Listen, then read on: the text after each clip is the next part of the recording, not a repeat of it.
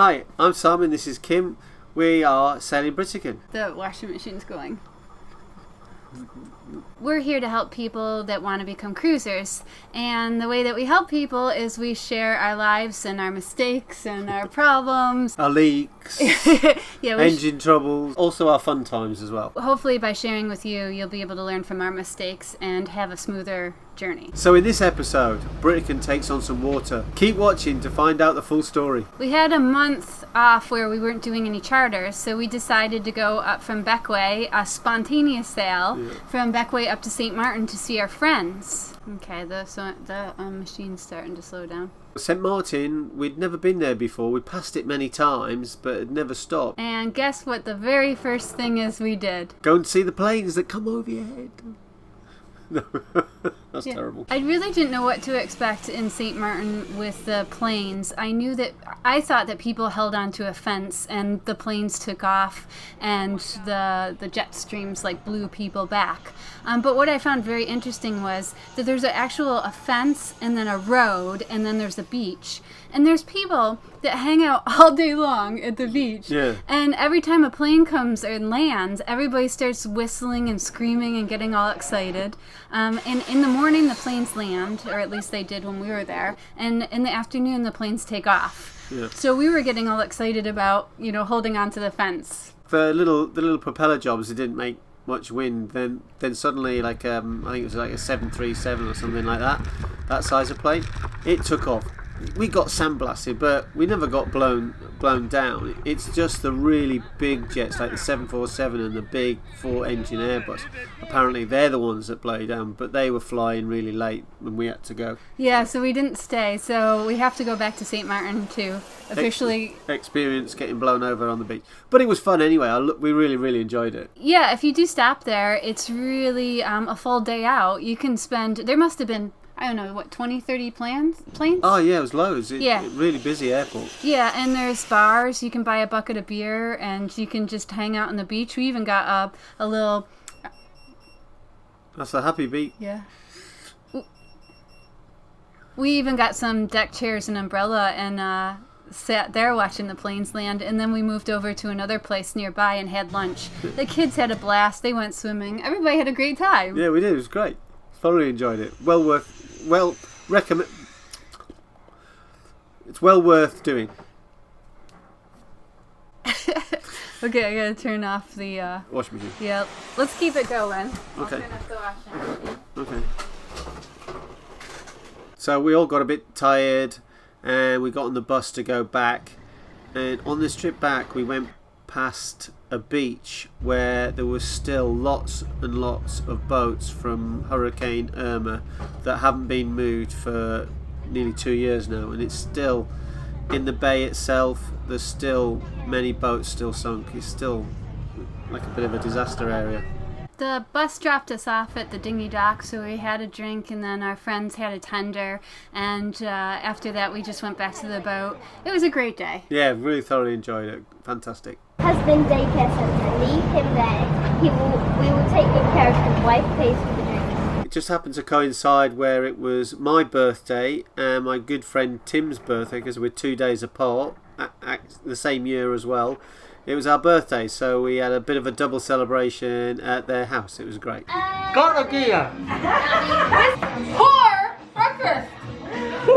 Our friends on sailing vessel Arleck were in the neighborhood too, so it was great. We got to spend time with both boat families having a birthday party. Yeah, it was good. Happy birthday!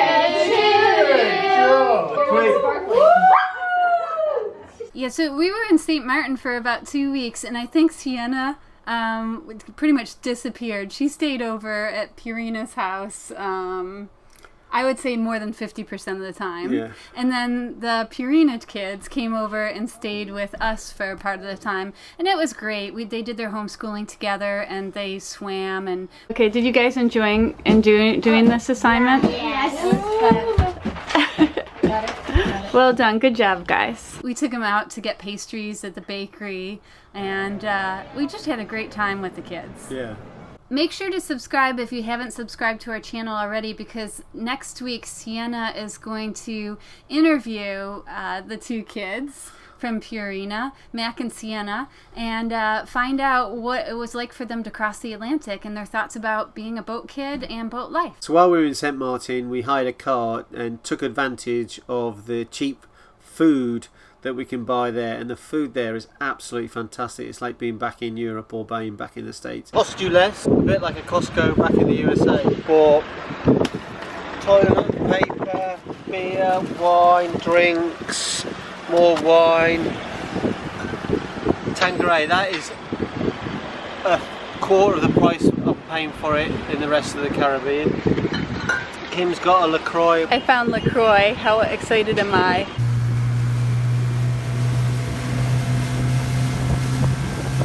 On the French Caribbean islands, you'll find almost everything you'd expect to find in Europe or America.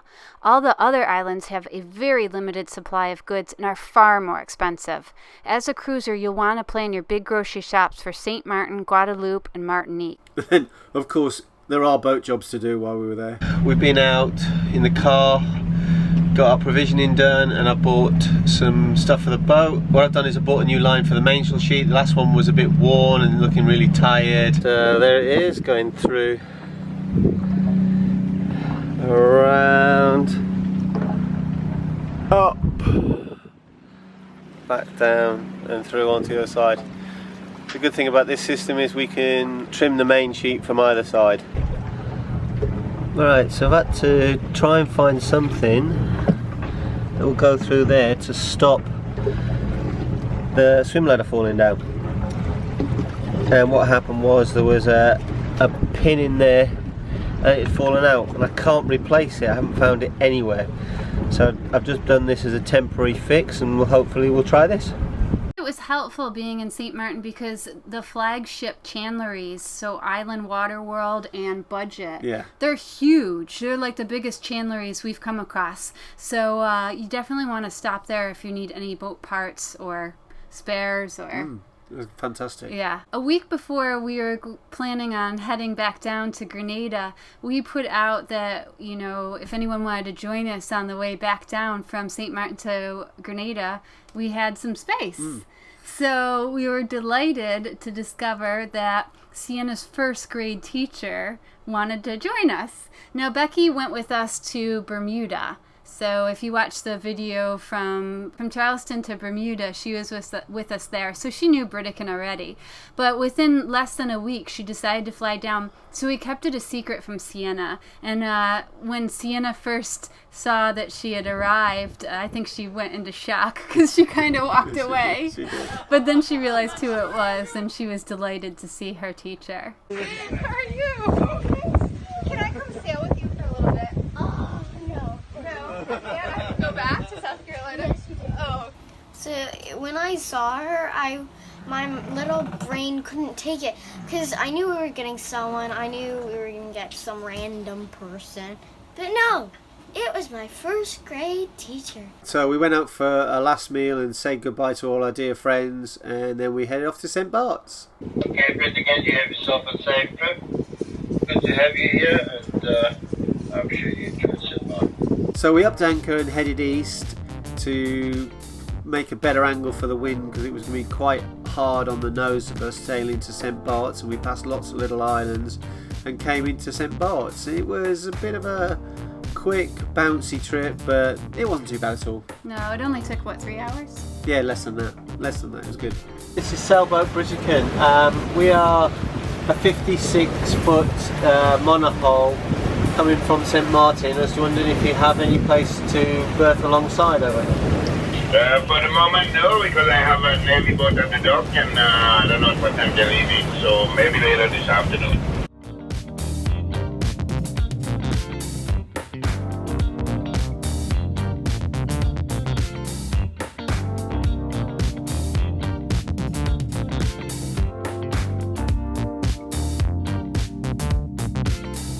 As soon as we arrived, we put the anchor down and we were eager to see St. Bart's.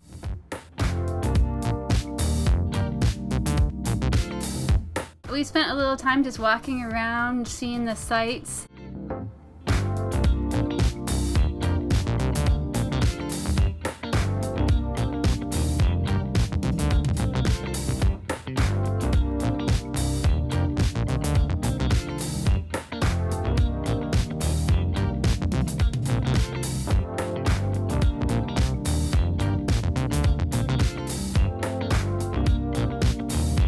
And then we happened to go down a side street and we noticed that there was a canvas shop. The issue was that we got a rip in our cushion. It just happened to be that they got ripped and the right people were there and they had the right color that we needed. Yeah. So we thought, okay, we'll stay in St Bart's for a couple of days. Yeah. So as the upholstery was getting done, we took advantage of the beach, and Sienna took advantage of a toy store because there's not many around in the Caribbean.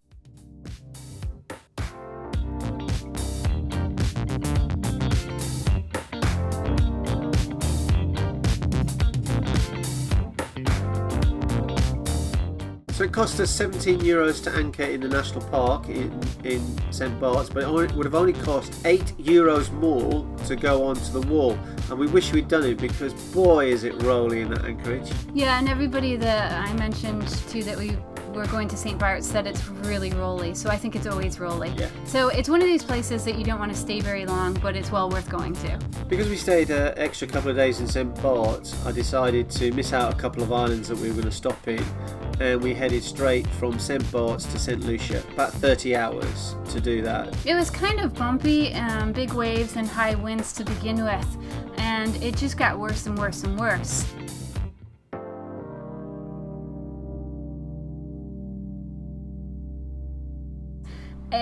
Around, I would say, like maybe midnight, it was blowing 40 to 45, I think sustained 43 knots for 3 hours. We had 2 reefs in the jib, and the main was reefed, and we were heeled all the way over. It was extremely uncomfortable. Waves were really kind of crashing along the side of us. Yeah. It was just not an enjoyable sail at all. No, it was a bit lumpy. In the morning, we found that we had a bit of a leak, didn't we?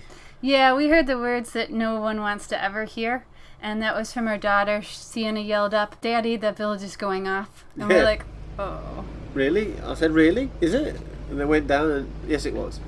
So we opened up the floorboards to find out where it was coming from, and we noticed that it was a leak, hoovered it all up, sucked it all up to try and find out where it was coming from, and we found that it was coming from the forward head or the forward toilet area.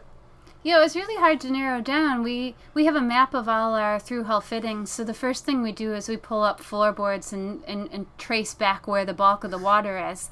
And we quickly eliminated the back of the boat, but the center where all the water comes into was wet, and then we went forward and found a lot of water in the hallway outside the head. At first we couldn't tell how quick it was coming in or if it had just started coming in, and we were heeled over quite substantially. So we were sailing along Martinique, and Simon and I had a discussion, well, if it gets any worse, we'll have to turn over to Martinique. But ideally, we wanted to get to St. Lucia because we knew the area and we knew the chandleries. We knew we could get the boat hoisted out if we needed to quickly. We do have maps of all of our stopcock or through-hull locations, so we went around and checked all the fittings, and we couldn't find water coming in any of them.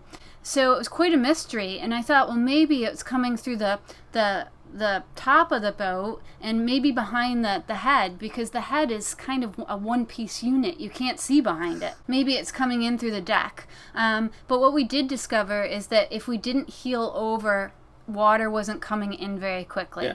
So we, towards the end, turned the engine on and just motored down to St. Lucia. Yeah, it was just the last couple of hours. So got into St Lucia just before nightfall, moored up, and then went for a drink. We were all pretty tired. We had boat bruises and the boat was a mess. There was water kind of everywhere. It was not a great trip. But No. So this is what a boat looks like when you're trying to find a leak.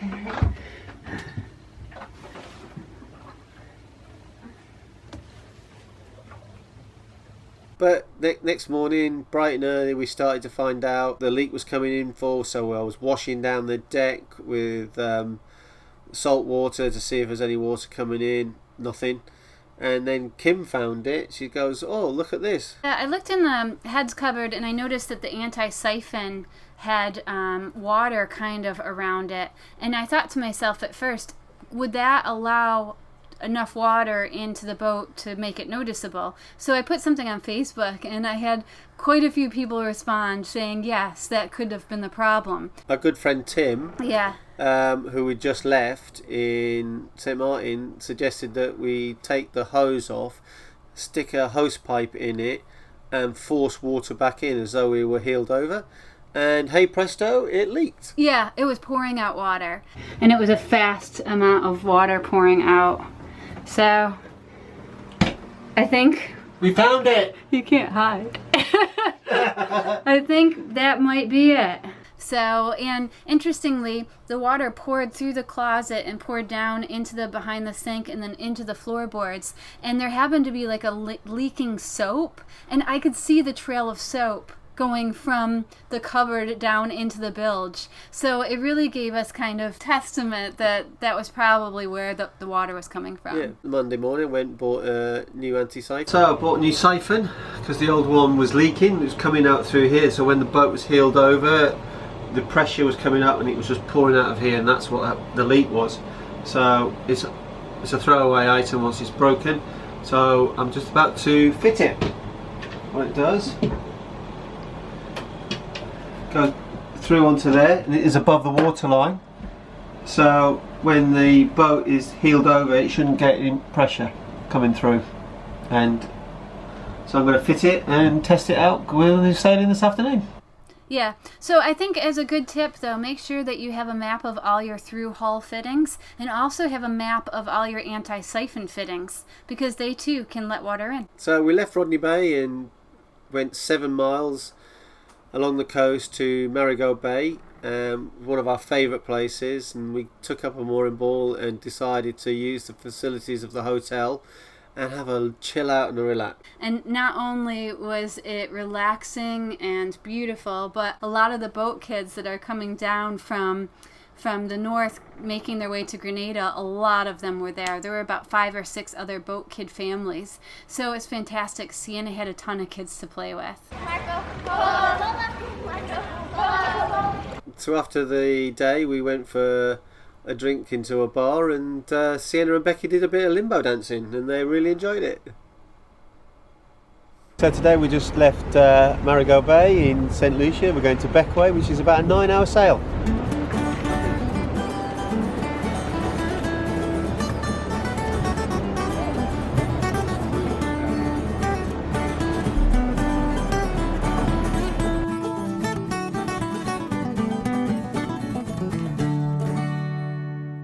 So after a couple of days in Bequia, we headed down to Union Island, booked out of Union Island, and then went to Carriacou, booked into Grenada, stayed at Sandy Island for the night with some friends, and then headed down to Grenada. Yeah, on our trip down to Grenada, the waves were huge, and it was still, once again, quite windy. But this time we were actually surfing the waves. I mean, they were just really giant, and the whole boat was kind of going up. And then some of the waves were breaking like right before us, and other times they were breaking as we were at the top. It was kind of a fun roller coaster ride. Yeah. You have to pay money to do that. So we eventually made it down back to Le Phare Bleu, where we always stay. Upon arrival, we smelled something terrible. So we found some bad UHT milk that blew up down here. And guess who got the lucky job of cleaning it up? Before Becky left, she worked with me and Sienna to create a schedule for teaching, a better homeschooling schedule, and which is really good because Becky spent 2 weeks with us, and it really helped a lot to get my mindset focused a little bit better with the homeschooling routine. And with Sienna's teacher here, she couldn't get away with anything, so it was really good. Eventually, Becky had to go, and we were really sad to see her go. But hopefully she'll be back. No faking. All right, we'll see you soon. See you soon. We love you.